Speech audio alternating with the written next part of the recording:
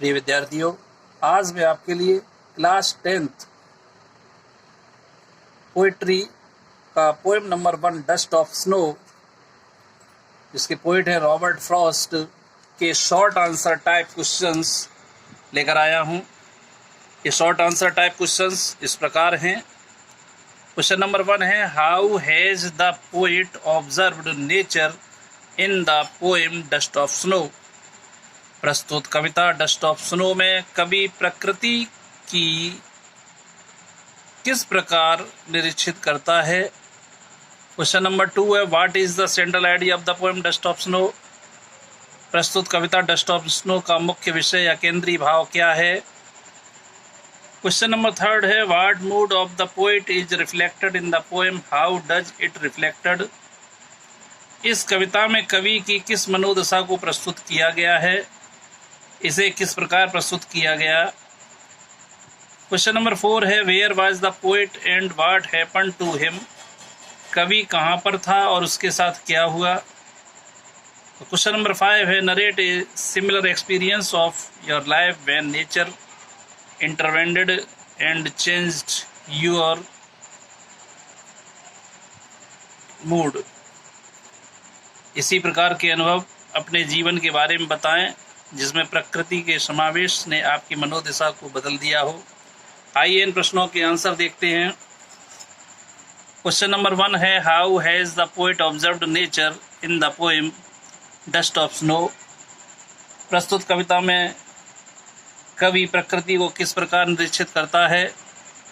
इसका आंसर है, the poet observed that nature has a healing power. यहाँ कवि ये निरीक्षण करता है कि प्रकृति में एक हीलिंग पावर होती है जो किसी भी व्यक्ति का उपचार कर सकती है। Robert Frost is a nature lover. जो रॉबर्ट फ्रॉस्ट हैं वो प्रकृति के प्रेमी हैं।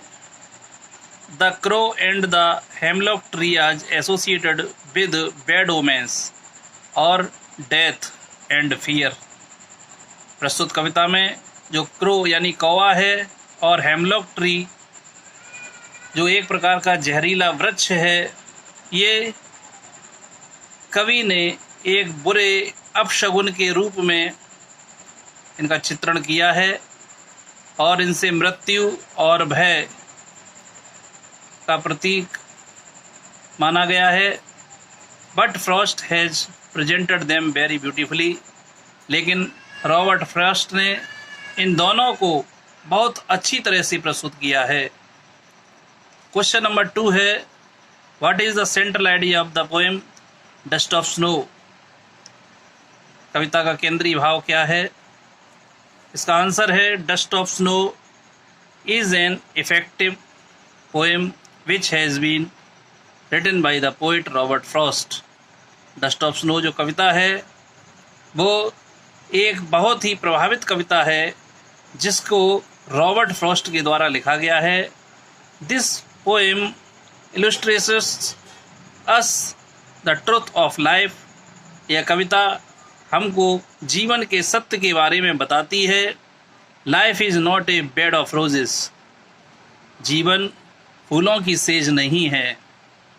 But it has many difficulties also. परंतु इसमें बहुत सारी कठिनाइयाँ परेशानियाँ भी हैं। We should not lose hope in difficult situation instead of it we should face that situation with determinations. हमें कठिन परिस्थितियों में भी अपनी उम्मीद या आशा को नहीं छोड़ना चाहिए और हमें इन कठिनाइयों का सामना पूर्ण दृढ़ विश्वास के साथ करना चाहिए। क्वेश्चन नंबर 3 है, what mood of the poet is reflected in the poem, how does it reflect. कविता में कवि के किस मनोदशा का वर्णन किया गया है और यह किस पर प्रकाश डालता है। आंसर है, the sad mood of the poet is reflected in the poem. कवि के दुखी मानसिक अवस्था को इस कविता में दर्शाया गया है। It is reflected as he is sitting under the hemlock tree, और इसमें यह दर्शाया गया है कि वह कवि एक जहरीले वृक्ष, जिसे हेमलॉक ट्री की संज्ञा दी गई है, के नीचे बैठा हुआ है और वह बहुत दुखी अवस्था में है। क्वेश्चन नंबर 4 है, where was the poet and what happened to him. कवि कहाँ पर था और उसके साथ क्या घटना घटित हुई। आंसर है, the poet was near the hemlock tree. कवि जो था वो एक हेमलॉक ट्री या जहरीले वृक्ष के पास था। It was a poisonous tree and stands for सोरो और सैडनेस। यह एक जहरीला वृक्ष है और यह दुख और उदासी का प्रतिनिधित्व करता है। एक crow set on the hemlock tree, एक कौवा उस जहरीले वृक्ष पर बैठा हुआ है। And shakes of its branches, और उसकी डालियों को हिला रहा है। So that the dust of snow which is on the tree falls on the poet. इसलिए जो हेमलॉक ट्री के ऊपर बर्फ जमी हुई है, उस बर्फ के कण कवि के ऊपर गिरते हैं। नेक्स्ट क्वेश्चन नंबर 5 इस प्रकार है, narrate a similar experience of your life when nature intervened and changed your mood. आप इसी प्रकार का कोई अनुभव अपने जीवन में बताएं कि किस प्रकार प्रकृति ने आपकी मानसिक दशा को परिवर्तित कर दिया। आंसर है, it is absolutely true that nature has the power of uplift our mood from despondencies to jovialities. As the poet passed under the tree, a crow shook snow from the branch on the poet and this changed his mood. यह वास्तव में सत्य है कि nature या प्रकृति के अंदर ऐसी ऐसी शक्ति होती हैं जो आपकी मानसिक दशा को पूर्ण रूप से बदल सकती हैं। यहाँ पर कवि जो है वो एक जहरीले वृक्ष के नीचे से होकर गुजर रहा है।